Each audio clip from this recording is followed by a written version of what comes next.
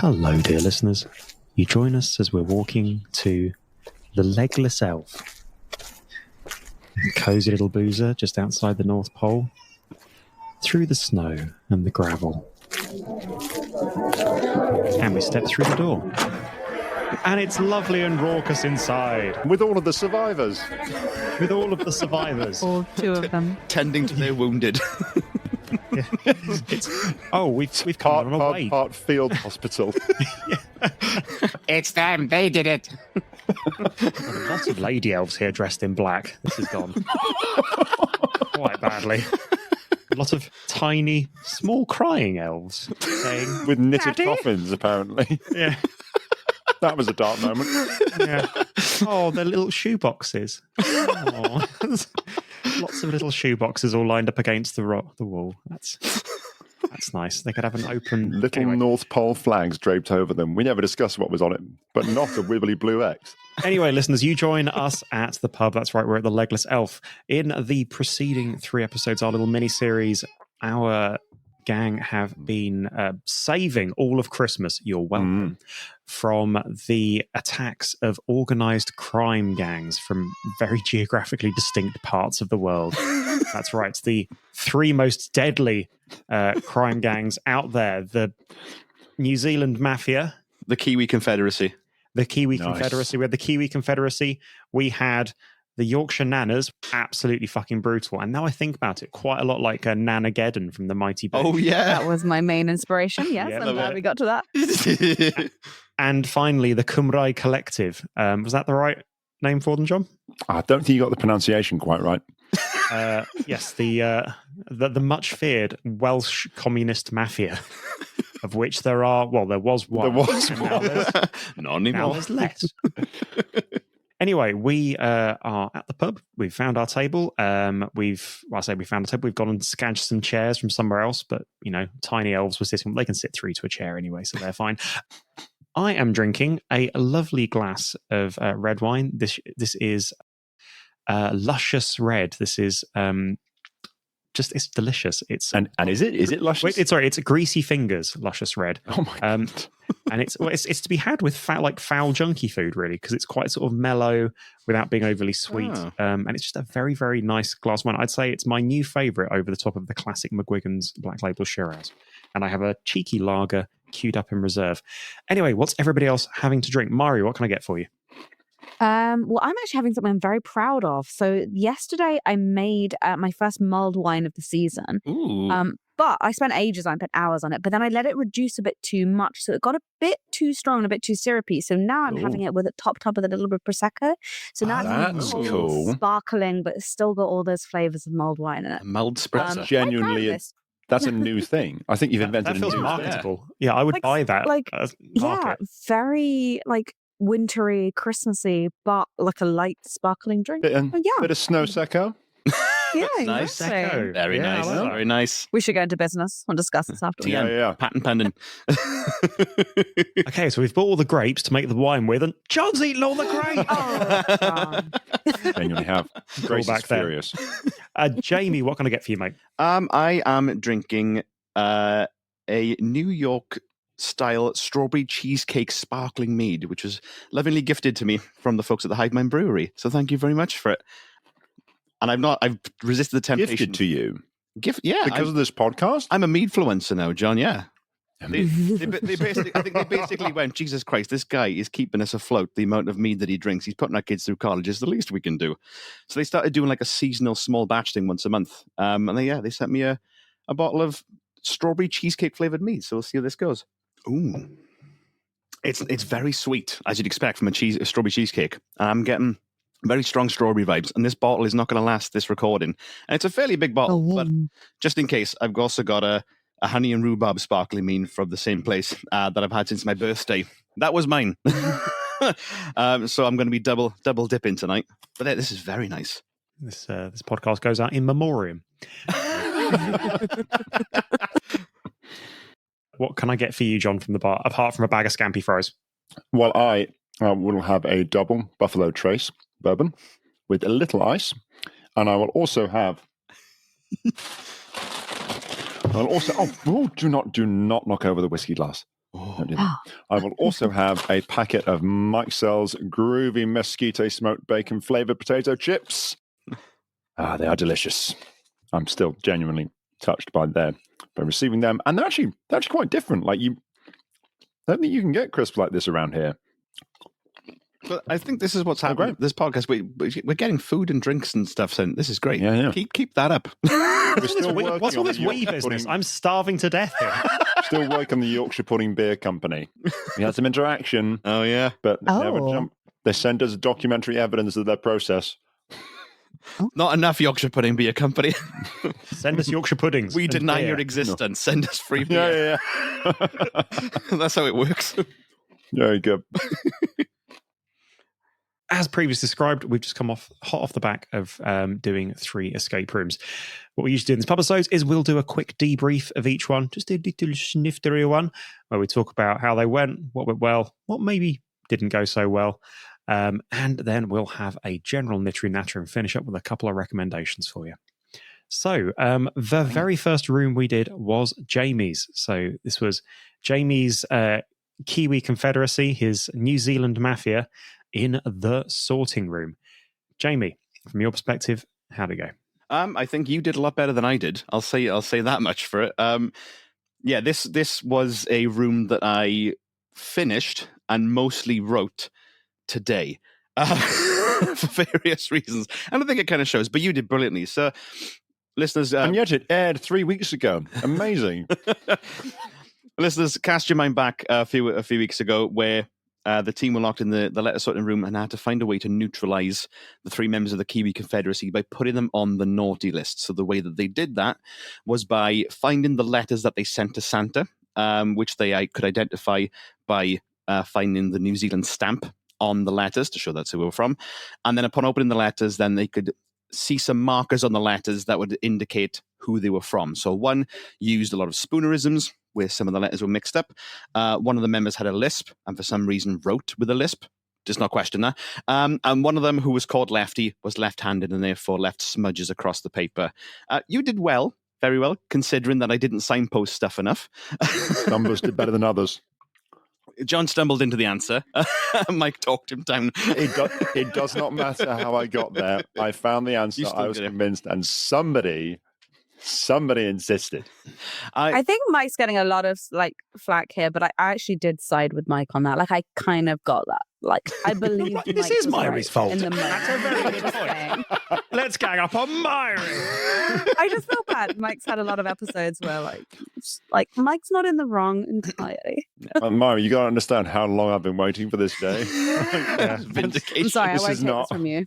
John wakes up so hungry for it every single day. Just maybe this will be the time. Maybe this will be the time that Mike goes down the wrong fucking rabbit hole. The getting the letters out of the mailbag took you a lot longer than I expected, because I tried to keep coming back to the fact that one of the criteria for the letters was that they were stamped, they had a USA stamp on them, and hoped that location was enough to go, okay, they've got USA, have we got any New Zealand? So the thing that threw me there, I've been interested in what other guys think. When we first investigated the mailbag, you very clearly said, there's hundreds of them. Mm-hmm. And that just I took that as this is not the way to interact with this. There's too much in here for you to narrow it down just by looking. There's another way to pass these. Got you. And I just gave up on that angle completely. I was like, okay, that's a hard no. Moving on. So hence when we returned to, take out the American ones, I was ready to revolt. I will kill you. For me, you had told me, do not do that, and then said, do that. Yeah, you were so close to that because when you first looked at it, you said more or less the words, can we find the ones from New Zealand? Let's smell them and see if they smell like sheep droppings. I think that you'd gone too far down that specific path, but that core of let's find the ones from New Zealand, if you'd have carried on playing with that idea. So hang on, if I just said, can we take out the ones from New Zealand? Would you have gone, okay? I would have asked you, how do you do that? Because I think Mike then said the same thing later, and I asked, and then you twigged that the stamps were the key for that. Yes. So that was fine. Yeah, but the clangor, I think, because you got the spoonerisms, the lisp, you got the speech patterns. you got those pretty quick. I think the big mistake was, one, having somebody who didn't have a speech pattern as the third thing, which was a completely different mechanic. It was just their name.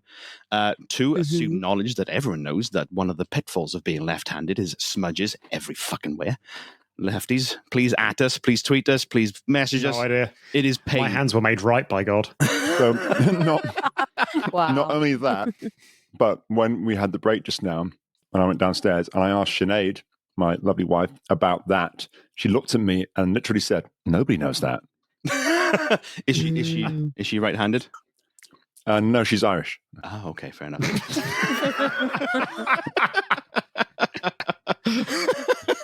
Man, my fellow lefties It's like a will world understand tour the pain. for you, isn't it? Who can I offend? I've offended the entire north, all of Wales. No, let's go What's for the this Irish. island over here? Yeah, I think a little bit more signposting, a lot more signposting would have gone better to indicate that this person was left-handed. I liked it though. I was thinking that earlier, like when you first introduced the names and the copy and paste, I was thinking like, what does Dunny mean? What does Lefty mean? And it never crossed my mind. But like, I felt like I didn't vocalize it, but I was halfway there to figuring out why you'd name them certain. I mean, maybe I if thought he was called calling him a Jeff. socialist. I thought he was saying you were lefty. Yeah. Yeah, maybe if I called him like Jeff, Steve, and Lefty, maybe that like it's different enough. You Maybe, might yeah. question it. Jeff, but Steve, an old lefty McHand. Should That have was just the level of signposting I'd have needed. just lopped his Or right hand off. you could have had him holding because we could see them too, couldn't we? The periscope. You could have had him holding the blowtorch in his left hand, or just some physical thing with the way they were breaking in. I don't know what it would be, but something that may want to. Yeah. But then you've still got the problem of that piece of general knowledge that you thought everyone has, Yeah. but everyone does not have. Yeah, I mean, I'd say for me, it was like classic, like Jamie Strong mechanics, good story, like good characters, but just without the usual kind of like signposting parts. just a disparate element. Fucking figure out yourself. Yeah, and I still enjoyed it. It was just that,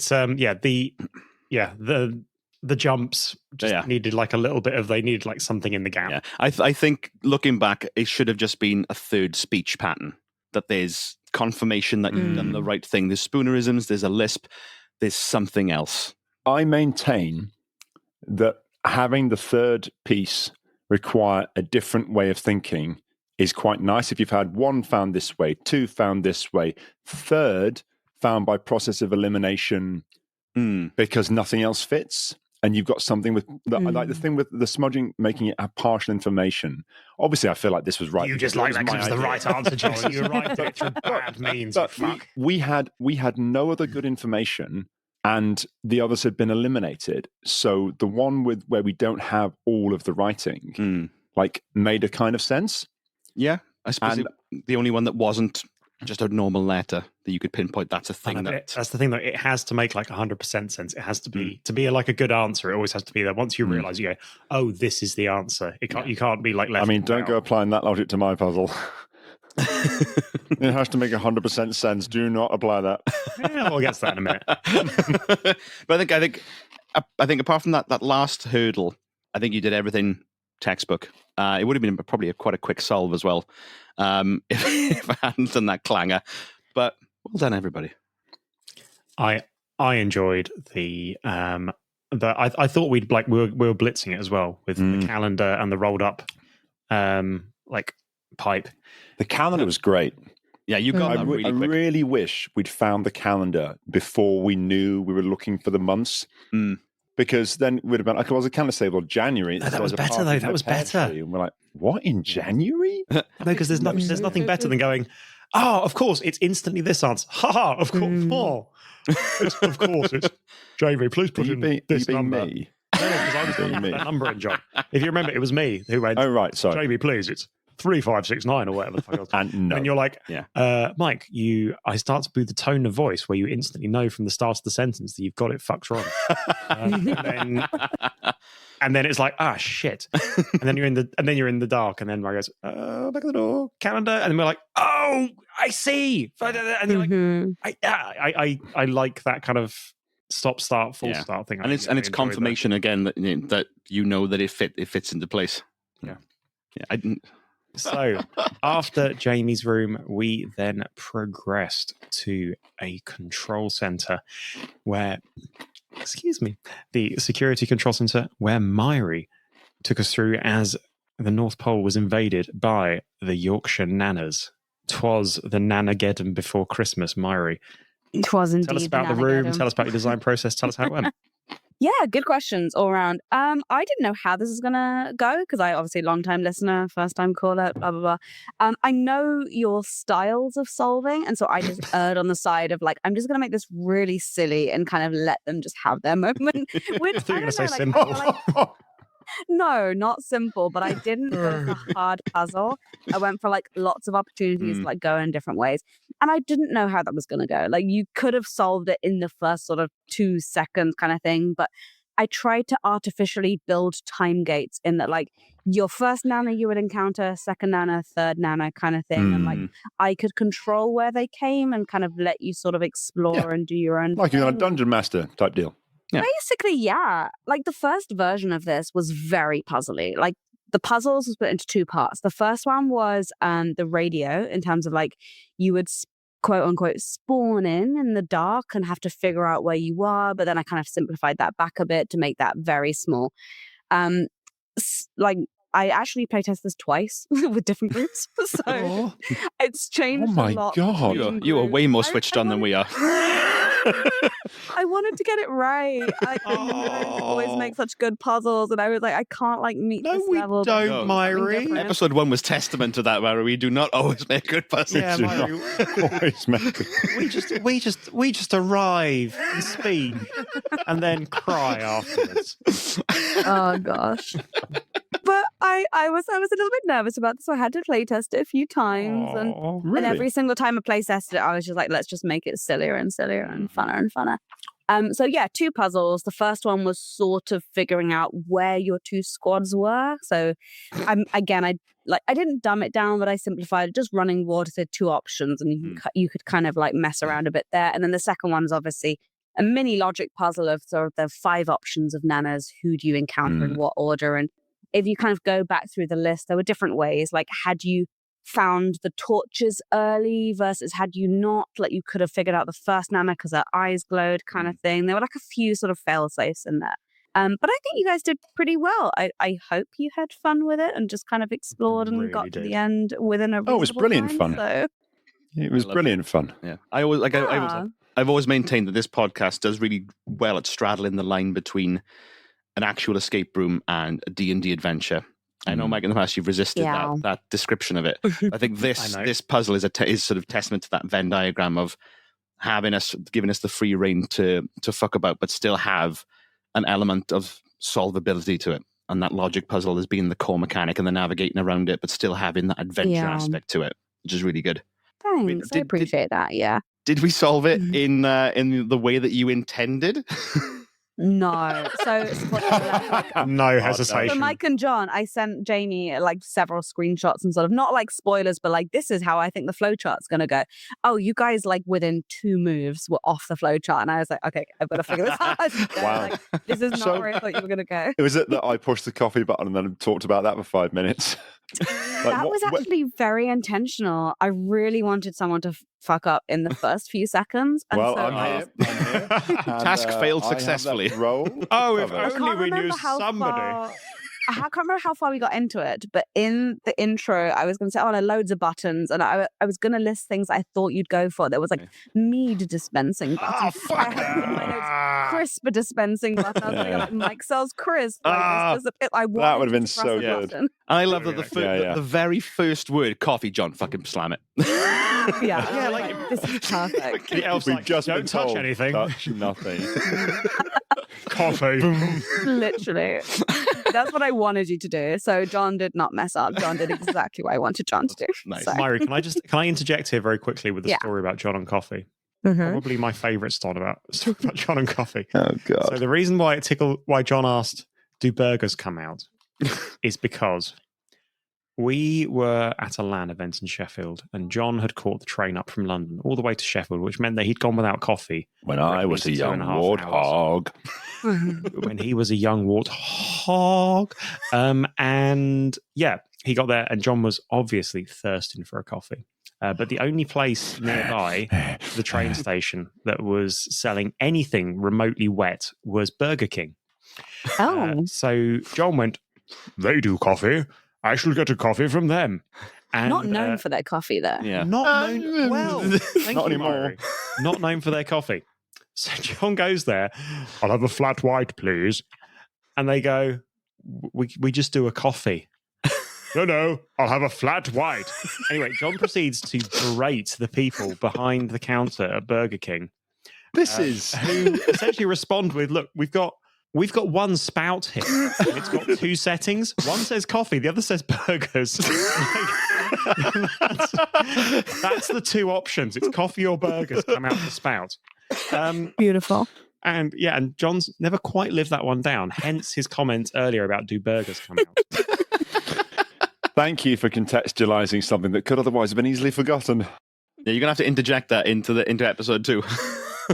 Oh god! In your Daffy Duck Stan Lee voice. Hey, trouble. Editing Mark from the Mari, you were future. telling us about your impeccable room design. No, not impeccable at all. It was a D&D adventure. I'm just glad you got to the end within a reasonable time. So very happy with that. I very much enjoyed that. But you know what it really captured? One of the finest sort of kind of feelings you can have in an escape room is that bit near the end where someone needs to do some running around on like big rooms. I remember I did the Magna Carta at Escape the Towers in Canterbury, and there's a bit near the end where you're in like have you done that one, Murray? I have, yes. So you can spoil I was it. very lucky. I don't know about your listeners. I was one of the playtesting teams for it. I was the first team to playtest it because I worked for a friend of the owners. We were the first team through once they kind of finished their initial setup. And by the end of it, you're in one tower of this castle effectively, and the original place where you started is down a spiral staircase and along the battlements and down there and up there. And I realized somebody had to go and be on the other end of a microphone for that last bit, and found myself running through this castle. And then we've got 2 minutes to go down the spiral stair, and like you recaptured that feeling of like there's a sort of heroism. There's a like I'm going, you stay here, you do that, and like that, and It's all kicking off. I love that. For listeners, Mike's face just zoomed in as that happened. I don't know how he did it, and it was horrifying. But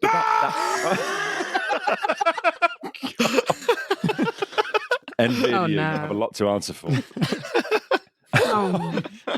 But then that moment of urgency and physical, like even though obviously we're still just sat there, but that sense of, you managed to get a sense of the physical into a room in which we are all sat at our desks, and that really flew for me. I really appreciated that. I think this makes a good case for us reintroducing the ticking clock, because I've been really bad at ticking clocks in my room, and I know that the problem, like one of the issues with the ticking clock sometimes is that it stops the play element. And it makes everybody like hyper focus on the puzzle side. But there's a really nice balance to be hit between having the ticking clock and actually maybe, Mari, the way that you've done it with a kind of analog, like GM style ticking clock being introduced is the way to do it. And actually, John, like the way you did that earlier with like, Santa calling in the airstrike, mostly as much as anything, it refocuses you on the objective. It goes, let's stop talking about croissants for just 2 seconds and remember that we're here to solve a room. What you can't see in my game design docs is I do have like set times things. So I kind of had in the back of my head like a specific amount of time things would take. And so there were like audio cues. Like I kind of interrupted you to say like, oh, Mrs. Claus is screaming, like the owl is screaming. Because as you were doing your thing, I was kind of moving tokens around a map, like to see where the other bosses were, which not necessarily came through, but it kept me like it helped you. I did exactly the same for the chess one, which is the last room of mine that you were on. I had to do exactly the same thing. I had Lego players on a chessboard in front of me because it was the only way I had any chance at all of remembering where everybody was at a given time. So That's a great shout. I was hoping you guys wouldn't split up, but it didn't break anything that you kind of did split up for a moment, because I sort of didn't want like one of you running into one boss and one of you running into the other boss. Like I kind of had an order they would come in to support the bigger puzzle, which was a logic puzzle, which you didn't really need the logic puzzle that much actually in the end, but there was like definitely a specific order you should have encountered Nanas and Though, kiwi. actually, it would have been more in keeping with the theme if the first thing on the lights go out we'd said was, let's split up. That would have been so perfect. And look for clues. There would have been more deaths, sure.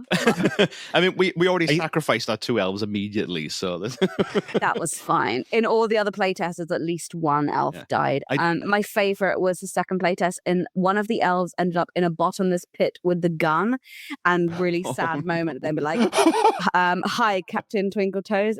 Please shoot yourself because it's there's no way out." Like, you're in the bottomless pit. You're just going to fall forever, and you have a gun with 1 bullet. So this is the end. Kill yourself. I did feel kind of bad that like during that episode, Mike went, "Jay, you've not taken the reins for a bit. When you take this next bit, okay?" Sergeant Brass goes straight through and gets a needle to the head. Well, I'm sitting back down, mate. You carry on. I'm a liability. That was on me. I wanted to put the fear of like, oh, these elves could There's die consequences. into you guys. So Oh no, you made that very clear, Mari, with the slaughter of the choir of the damned. Were there any rooms in that map that you'd hoped that we'd gone to but we didn't visit? Oh, good question. The fabricator room was the one. So right down at the bottom of the map, Twinkle Toes could have gone south to the fabricator room and created anything. And by anything, I would have gone with anything. So you could have made nuclear bomb, like a Nana seeking heat missiles. Like Nana's Poison husband Words who died original. years ago. It could have been that. Like, Oh, Jesus. kind of surprised. Jeffrey. And also, same vein, Room of the Infinite Present bag. You could have said like, oh, I reach in and pull out a present and it's Nana's husband. Like, you could have gone that direction. He comes out of But it's fine. Okay. So you gave us 2 absolute freebies, and we were just like, Yeah. Nope. cool. And you went to anyway. the well-stocked armory, which this map is from a long time ago, so it wasn't very well-stocked. Had a single gun with a single bullet in it. And I that's You didn't liked have that, to kill yeah. one Nana. But Because you had been very honest with the descriptions of the rooms until that point. And I was like, we've got to get into that armory. We've got to have the Neo moment of guns, lots of guns. and you went, there is a single gun with 1 bullet. But that's I think the distinction between the escape room logic and the D&D logic. The escape room logic, once susceptible to a gun. To bullets, we need to get a gun. Once susceptible to acid, to the kitchen. Once susceptible to this. Whereas the D&D logic would have been, we can make literally anything. Okay. And with that complete freedom and that sandbox environment. So it's a gun that fires acid bullets. Yeah. Yes. Which sing Problem while they solved. go. They sing jazz records or something. Yeah, that would have solved. Oh, yeah, Jesus. We could have... Rapping acid bullets. Nowadays, everybody want a plan. But they rap Vivaldi. You would have smashed it with that. Until Mari said, and can you just give us a sound of that, please? Oh, also, like many points for Jamie's rap in that. That was quite something. Oh, yeah, Jake. Really good. I had to pull a rap out of my ass, and for some reason, my mind immediately went to the Bloodhound Gang, of all people, for God's sake. I thought it'd be Really called good. Nothing Chain, Jamie. I don't know it that as well as I do Bloodhound Gang. I unfortunately. thought it would be other rap artists, of which I know many. I know rap. Too I many rap to all the list. time. Some of my friends are raps. Oh, There's God. a Okay, nan right. rap. Moving swiftly onwards. Oh, wait. One Okay. last thing. Can I just say? Yep. There wasn't an opportunity to say it, but I had the best pun. If you'd asked the elf choir rehearsal to do a rap, they would have been like, yeah, we can do rapping. And would have started rapping. Oh, the elf choir. Sorry. We can were move so on now. basic. I mean, they so died. basic. They died. It's I mean, fine. we did an a cappella big band number. That was fine. I just didn't saw the need elf to. choir as like... I saw them as like a replenishable source of meat shields. I was like, Oh, Yeah. you just use them as send that. them in troves. Yeah, that moment where you use the top half of one elf riding another elf as a like a pantomime horse with a knitting needle in hand is quite something. That's perfect. I thought we needed to keep Beautiful. one in reserve. As Lefty, the designated survivor, meets his end. While Adagio for strings is played softly over the background in slow motion. Oh, beautiful. Now I've got Homeworld like on my mind. Oh. So, having slain the nanas, Jesus, and ruined the ancient Shreddies ad for all time in our memories. We then went out into the frozen wastes, and John's isolated, spooky MFS station. bunker, the look MFS quite bunker, like Myri's bunker. which stood for Multiple.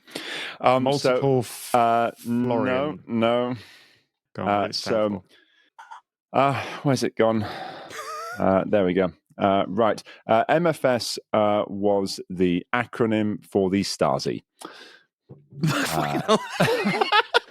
So originally, in the original idea for this room, you were going to be helping Santa's Stasi, who monitor children the world over to check if they're naughty or nice. And are you okay, Mike? He's head and hands off screen.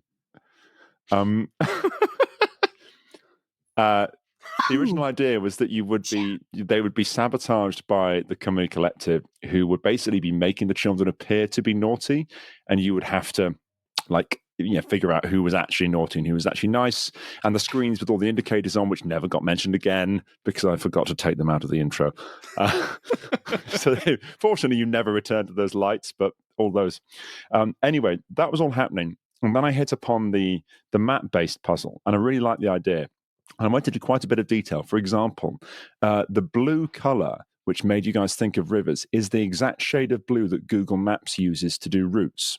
I pulled the color code to make sure it was exactly the same. Very nice. Just to hint you very gently, and you went, "It's rivers." But I'm sorry. That was me. I think it was Myri. Like Myri instantly went, "That looks like it's from a map." And it took a full 15 minutes for Jamie to say, "Doesn't that look a little bit like a..." Moving on. Whoops. Which is not intentional. It's interesting that somebody brought up Crossgates really early. Crossgates was my original target. Oh, that was so freaky. Crossgates is a small village in the middle of Wales, and that was the original X marks the spot moment. And I had this. That was the only cross. Yeah. Yeah. I had this all sort of figured out, and then I was trying to figure out another way to do the actual target, because it was blow up Crossgates, blow up Merthyr, but that's a bit easy. So I wanted a specific place in Merthyr to blow up. And I thought, well, I could use a road and a number that's in lots of other towns, like 14 Church Road or something. And then you couldn't guess it. You'd need the town. But I thought, that's not hard enough. And then I remembered about the pot that I'd already put in, because I wanted X marks the pot, X marks the spot. And I thought, I wonder if there's anywhere called Pot nearby. And I Google mapped it, went Pot, and it went the Jam Pot, local historical landmark.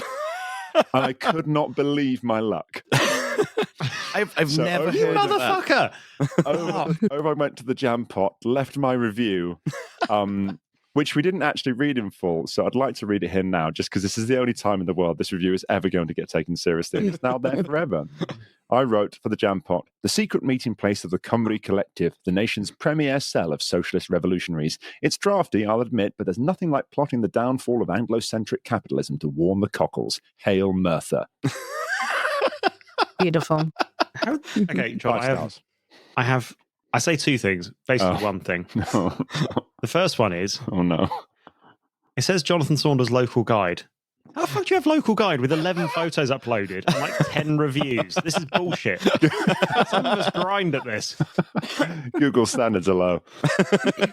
Now I'm looking through your old reviews. Oh, no. I thought $8.50 was a bit much for a sandwich. And then it's the size of my head. Oh, no. God bless you, Myri. God bless you. Love it. Oh. Yeah, John, What? Now, John, what you want is a level 7 Google guide. And that's when you've got like the legit reviews. Yeah. Like I feel mine, like which we've say, gone home off base the boil Bletchley, here. the best home base in Bletchley, 5 stars.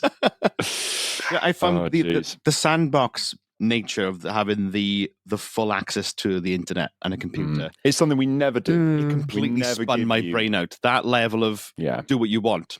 I shut And down. that was the intention. Yeah, I couldn't do a thought- thing.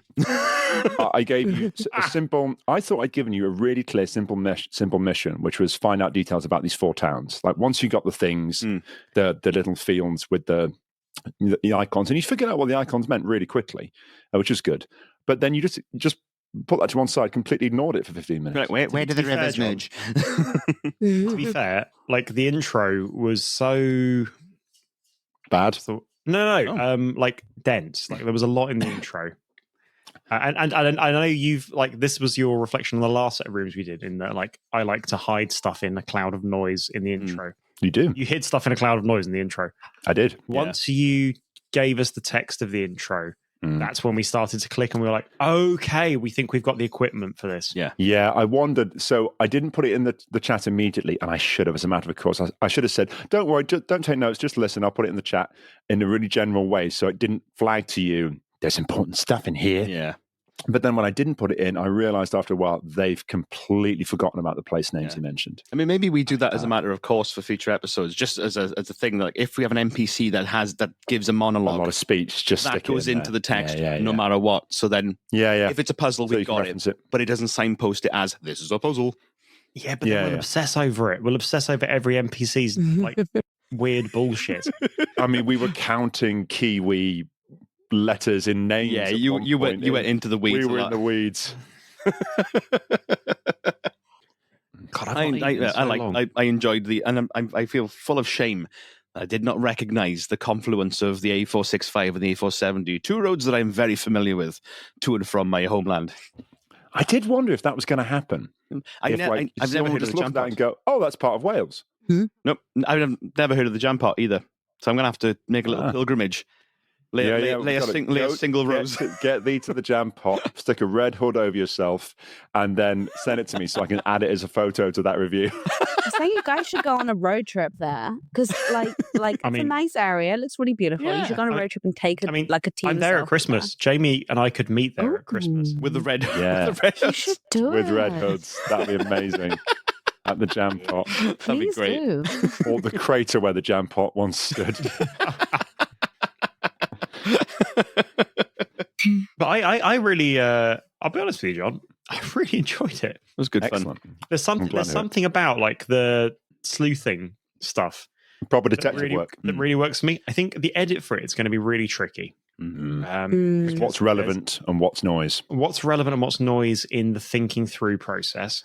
But I, as a person doing it, I really enjoyed it. It's the kind of like, here's the internet, solve a mystery, solve a problem thing that I really like. And I really, really liked that you gave us a load of the answers up front. Yeah. You had the daffodil in the jam pot. You had the X marks the pot. It was, I really like being fucked with. That's that out of context. Yeah, I think that tickled all my doodads just in the right place. Do you remember, Mike, a room we did? I won't mention the specific room, but the one where we ended up in the jungle bit and the answer was in front of us the whole time. No. Fuck's sake. We were looking for numbers and we were thinking about them in the wrong way. You're going to have to really narrow it down, John. This is every room we've ever What? The room about Jumanji, but not called Jumanji. Oh, that one. Yes. I really enjoyed that one. And we got hard stuck on the last puzzle, and it was literally read this number, but it's not in the way that you think, and it's right in front of you. And we're like peering through leaves and looking at butterflies and going into absolute detail. And you can hear the GM just laughing at you. When having something happen in a room that's just kind of weird, that needs to be thought about, even though it doesn't seem to be significant. I really like that. I really like odd things that have me thinking about it a different way. I play tested that bit on Sinead yesterday, and she instantly picked up X marks the pot. Oh wow! And I thought, oh bugger, I need to obfuscate that more, and I didn't. I left it as it was. I didn't think to. Completely blew past us. This is the rule that we like. This is the thing that we continually relearn. Is anytime we think, I need to obfuscate that more. No, you don't. Definitely don't need to obfuscate. Just hang a lantern on that and then some. Yeah. I really like the signposting on those input boxes. Like it was so simple, but the icons thing. Yeah, the clue in for that so simple, but we understood. Like it wasn't immediately apparent, but we quickly were able to work out. This is Mari, you said population density. Great. Then alphabetical order, number of letters. Yep. Wonderful. And really actually, simple, all three of you, Mari clicked for the first one, Jamie clicked for the second one, Mike clicked for the third one. Because you hovered a bit on the third one, and then Mike went, it's number of letters. And then you once you had your 4 places, that all made sense. Yeah. But What did that unlock for us, by the way? all that did was get you to the point where you could give a location. Gotcha. I mean, my loose sort of theming was that kind of narrows down the area because it gives you 4 points, and okay, it's somewhere within here. But yeah, in terms of the game flow, that allowed you access to go, okay, Santa, here with your very precise strike. So, as the one person today who didn't bring a puzzle, it falls to me. It does. You have to rank them. To bestow, well, not rank them, but bestow Rank them, Michael, the rank puzzle them. awards. Oh, I like this as a thing. This is cool. Yeah. So, for the probably could have done with more signposting, but otherwise it had a lot of heart award. The signpost-free Crossroads of Destiny. Goes to Jamie and the post bag. But so I have my favorite puzzle and my favorite experience award. And I think my favorite experience goes to Myri's. 100%. Yeah. Because Very well done. Myri nailed the humor, the gore, the tone, and the tension in a really delightful way. John's puzzle actually tickled me in all of the special trouser fashions. I know him so well. So yeah, I'm going to go for best experience. So best immersive experience goes to Myri, and best puzzle goes to John. Well done. Very well Which done. actually weirdly puts John on 2 on the trot for best puzzle, which feels like something's gone horribly wrong. Doesn't it? It does. Don't worry. universe- Downhill from here, folks. The universe is broken. I want to get off. So not off the universe. That was a different statement. Anyway.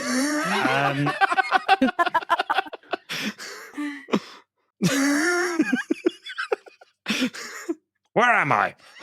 Who's the president? No, who is the president? I mean, who is when the this president? goes live? It's good. Yeah. Well, We when's this going out? can only hope. After the event. Hello, Editor Mike here. At this point, proceedings were interrupted somewhat by the arrival of my little baby daughter, Hayley. Oh, Hayley's come to join us. Hello, Hayley. Hello. Does she There's say bail for the honest anything babies yet? too. Does she babble yet, or is she? We get babbling. Can you say... Hi, Hayley. Aww. Oh, That's Can you say... delightful. Wibble, wibble, wibble, wibble, wibble. Can you say... Daddy, she's so daddy. sweet. That was pretty good. Yeah. Can you say... Old MacDonald had a farm. E-I-E-I-O. Oh, Yeah. Pretty good. He's getting it. Yeah. Well done. Can you fake a Oh, sneeze? and there goes the microphone. Huh? Huh? Huh? Huh? Oh, This is wonderful. Oh, this is so sweet. my heart. So, folks, as we round out the pubisode, what are people's recommendations of the? I want to say week, but actually, I guess I mean month because it's a month between the pubisode. So, what are people's recommendations? I recommend democracy and its continuing existence in the great powers of the world. Remember when this is going out, John? We don't know if democracy is still around. I mourn democracy and the end of its existence in the great powers of the world. We'll leave that alone. I am reading a book called Win Every Argument by Mehdi Hassan, which is all about public speaking, debate, and argument. And when I bought this book and showed it to Sinead, she gave me the most tired look you've ever seen with a, oh, you're going to be absolutely insufferable after this. And so it is proving. But it is very good. Some of it's sort of kind of vaguely, obvious, back straight, project your voice, all that stuff. But there's a load of detail in there about oratory going back to the ages of Cicero and Demosthenes and all of those guys, all the way through to Trump and co. And I now know that his strategy is what's known as a Gish Gallop, which was a Gish Gallop. It's coined after a creationist who beat a series of evolutionists in debates by employing a strategy of rapidly spewing nonsense. but you basically you keep a high tempo of plausible sounding but completely uncheckable stuff, and you fire it at your opponent so quickly that they cannot possibly fact check you before you've moved on to the next thing.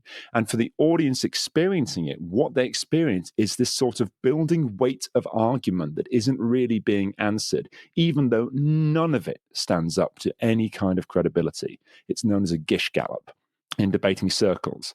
And it's like, it's a hated strategy. If you do that in a sort of formal debate, you'll get abused for it because it's seen as like cheap and nasty and bad. But on untrained audiences, i.e. the general public, it's really effective. But once you sort of know how it's characterized, you kind of see it everywhere. You see it an awful lot on like the far right and conspiracy theorists, where people will just sort of fire stuff at you rapidly.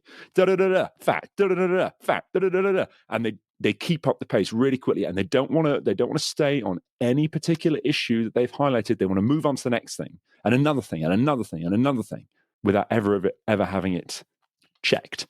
So yeah, that's been very educational. Win Every Argument by Mehdi Hassan.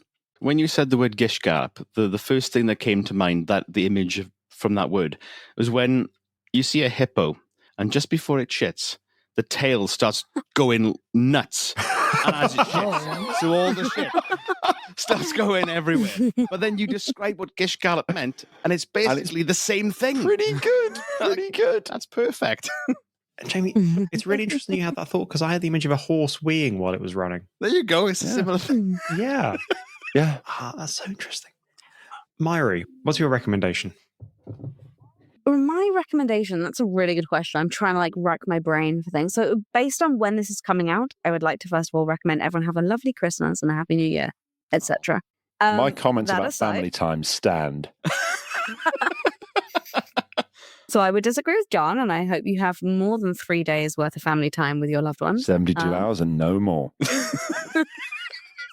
But real talk, what would I actually recommend? So I don't know if this is at all relevant by the time this comes out, but there's a really good Kickstarter at the moment called Squirrels Gone Wild, which is a couple of different puzzle game designers. They've made this really cool like tabletop puzzle game that's just so silly. It's about like squirrel. I don't even want to describe anything without spoiling it, but imagine a puzzle game that's also about sentient squirrels. Oh, the art is adorable. I'm just getting a look at this now. It's so good. And I play tested it the other day, and it was so sweet. It's so funny. I don't know if they will have public released it or if it's still on Kickstarter level, but I really recommend that. While we're on that subject, this is a really good subject. I feel like you might have good recommendations here, Myri. So it's Christmas. You're with your family. Yes. It's hour 34 of 72. And it's board game time because you're on the verge of politics. And you just can't. So, board games that won't do a Settlers of Catan and end up with a line drawn across the family that will only be undrawn when you are all dead. Board game recommendations for family Christmases. I do not think this could possibly be more relevant than now. Okay. I'm going to recommend something very obvious like Codenames or Decrypto or something that like you need a little team and you get good. Like you get a little team and you kind of like on the same page. But one up from that, I play a version of Scrabble where anything goes, and I really recommend that to bond a family. So long as you can convince the people around you that the word you've submitted is correct, it's fine. And it just gets into the most like aggressive, unhinged thing with like, I played with my grandma last Christmas and we did have Skibbity Toilet on the board. Oh, and yes. Explain that to grandma. Oh, no. Was the most joyous, festive experience of my life. And so I highly recommend, like, if you can't get Codenames or like Decrypto, just get Scrabble out and just abandon the rules. So Scrabble and the Urban Dictionary. Not even Urban Dictionary. Just like vibe check it. Just go. If you think you can convince people it's a word, just go for it. Like that. Nice. That's good. Yeah. There's also, as well as advance on Scrabble. If you've played Scrabble cards, I think it's my preferred way to play Scrabble these days. Is Scrabble cards, just because it's a shorter game of Scrabble, and it's a bit more kind of portable, so you can play it in the pub. Nice. Cool. That's awesome. I would probably go in a slightly opposite direction for recommendations for you, Ari. So you recommend like code names and Decrypto, so those cooperative games that bring people together. Yeah. I think for family Christmas time, go the other way and go for corruption and backstabbing. So there's a game called Coup. Yes, which is Jamie. I love Coup. card game, 2 to 5 players. It's all about backstabbing, very quick game, and it's I suppose it's just family infighting in a safe environment. So you get that tension out, and it's quite cathartic that you can sort of do it in a safe place for 20 minutes and then get on with the rest of your day. It's a really fun game as well. It works really surprisingly well as like a team building thing in corporate environments as well, because they're fucking ruthless. So backstabbing corporate environments. You shocked me. Absolutely not, surely. Can I throw one more into the mix, actually? Just, again, response to that was Mantis. Same guy who did Exploding Kittens. Just because it's a beautifully simple game. It's a game that you can explain in 30 seconds, and I've never not deployed it with people who don't normally like board games. And they've just gone into it. And it's really simple. It's really elegant. It's really fun. It's looks a good. genuine cracker. That's a great pitch too, because nobody wants to be on page 4 of the manual saying, "No, I think you'll find it said." No, it's one that I have bought for multiple people as a Christmas present because it's gone down so well in so many different social circles. So, Jamie, what's your recommendation, mate? My recommendation is another podcast, and it's been going for a while, so people are probably familiar with it. But in case you've not, it's other podcasts than ours. What? Get out of here! Is a podcast called The Magnus Archives. It's a horror podcast. Basically, one guy. I'm only like a dozen or so episodes in, so I don't know if that changes, but more or less one guy, and it's somebody who works in an archive institute in London who's cataloguing these witness statements and things like that, but it's all incredibly creepy. They're all self-contained episodes for now. I'm told that it branches out into a wider world. And despite the fact that it's just one person, it's really sort of intimate because they're talking into an old style tape recorder, so it's got that sort of analog grain to it. So that they're north really of 40 then, otherwise they wouldn't know how to operate that. But it is the kind of thing that you listen, like I've listened to it walking home at night, and like you see a flickering streetlight and you go, fuck, this is creepy. It's got such a good sense of tension. What? No? I've got and happily, neither does Sinead. Neither of us have any stomach for horror at all. All I would say to that then is, whereas Paranormal Activity did the jump scare of the coming toward the camera, Magnus Archives, as far as I've heard so far, doesn't do the jump scare. But what it does is the equivalent of you staring into that corridor, waiting for something to happen, dreading something that will happen, and just sort of building that tension. It does a really good job of building that sort of scene, but doesn't rely on the cheap jump scares. And like my wife's listened to the entire thing, she's binged it, and apparently there's a bigger world and there's more. It interconnects the episodes and things like that. But thoroughly, highly recommend it. Please, if you do, don't just jump in. Start from episode 1 and work your way through, because I've heard that it builds quite well. The first one is set in Edinburgh, right? So I listened to at least the first 10 episodes, and I loved that the first one. Is that are you up in Edinburgh? I am up in Edinburgh. I'm based in Edinburgh now. I go down to London a lot, but Edinburgh mostly. It's such a beautiful city.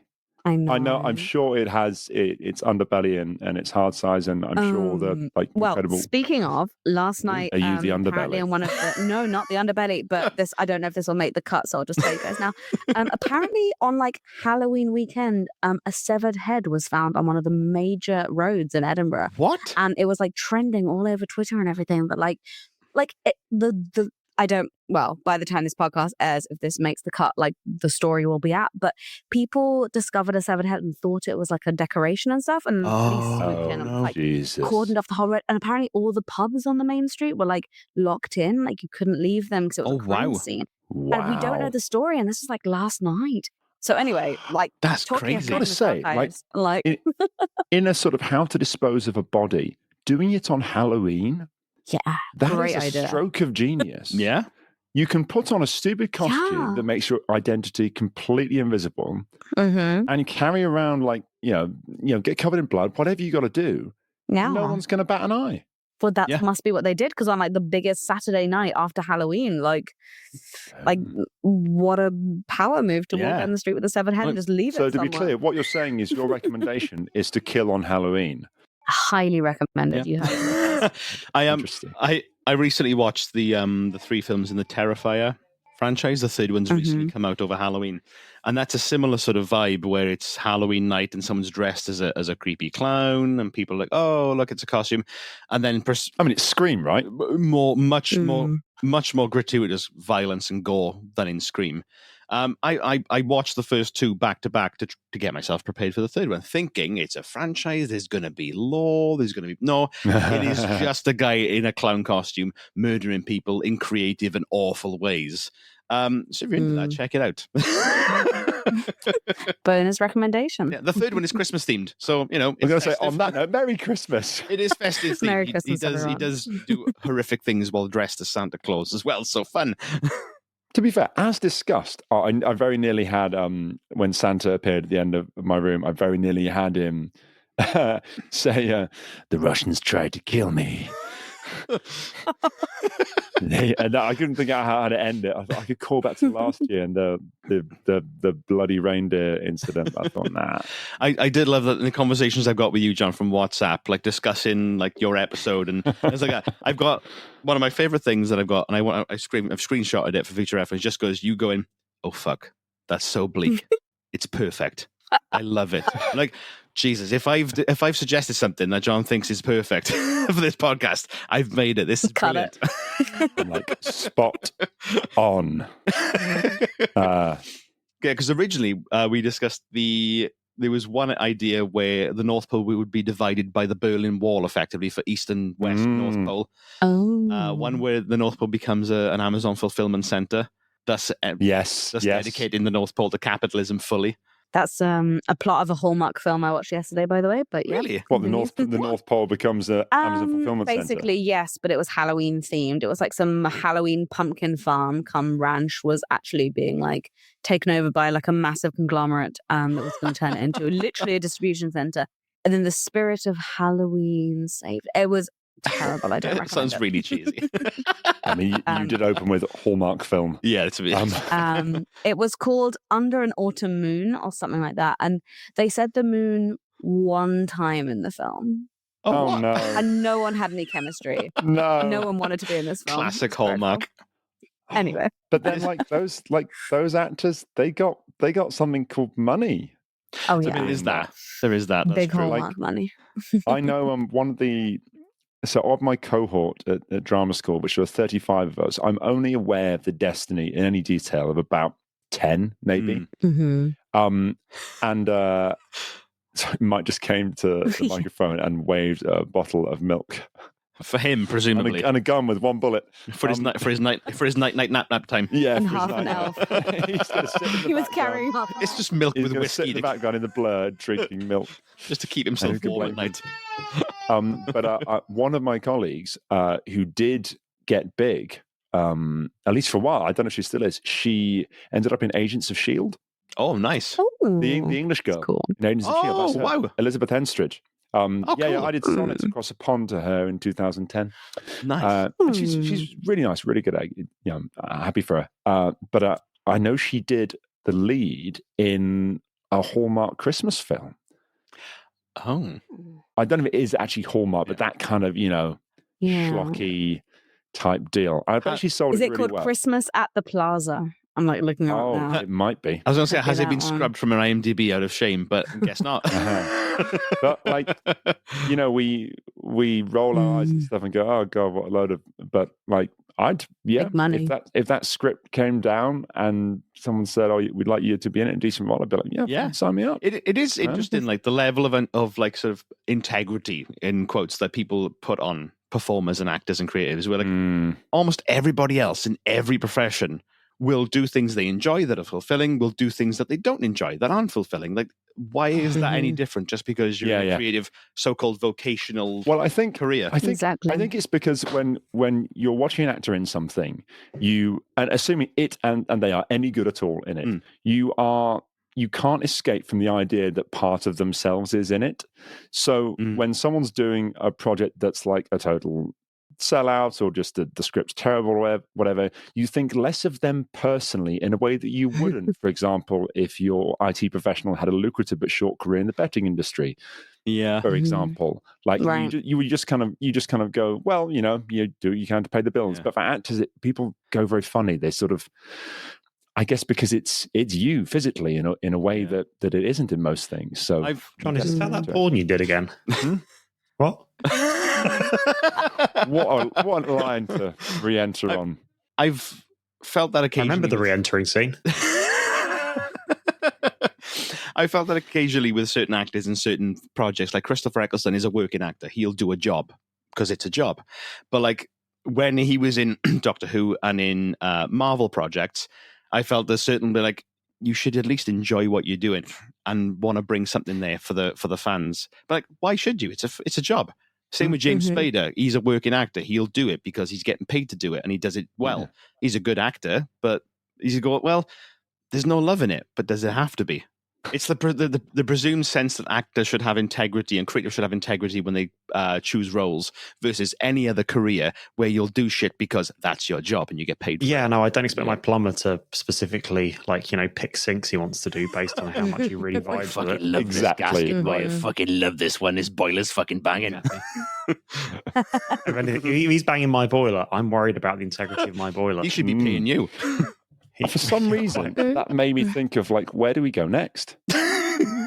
Shall I throw my recommendation and then tail us off? Yes. So my recommendations for the month are twofold. The first one is Anthony Bourdain's Kitchen Confidential. I'm pretty sure I recommended it before, but I am going through it again because I love it so much. It is, as somebody who has worked in kitchens, a blindingly beautifully accurate and just savage and funny and very heartfelt send up to just all of the most delightfully grotty bits of the industry. It's a book I would recommend to absolutely anybody who has ever eaten anywhere ever. It's wonderful. And Anthony Bourdain is a wonderful, wonderful writer, and I feel the world is a poorer for his lack. I'd say it's the book that kind of broke him out into the kind of the mainstream and landed in loads of other stuff. It's a banger. Just read it. What's the name again? Kitchen Confidential. Kitchen Confidential. And the other recommendation is a game. It's Nexus 5X. Baby. Yeah. Yes. Which myself and an ever-increasing circle of the lads, You next, Mari. very welcome to join us, have been really enjoying recently. It's essentially a 5X game or a 4X game, but distilled down to its very fundamental cause, essentially for kind of the modern person who is knackered and has children. And If you imagine a great space 4X game like Stellaris, for example, it's made by the same studio love did Stellaris. Stellaris. But imagine that, and it will Wow. take no longer than 90 minutes ever. Beautiful. That is the criteria. Join us. It's great. And it's got everything in there. It's got backstabbing, espionage, diplomacy, war, trade, a little bit of everything. There's lots of little ways to win the game. There's war. And there's lots of ways, critically, to socially dick your friends. I won a game, war. which is amazing. Okay.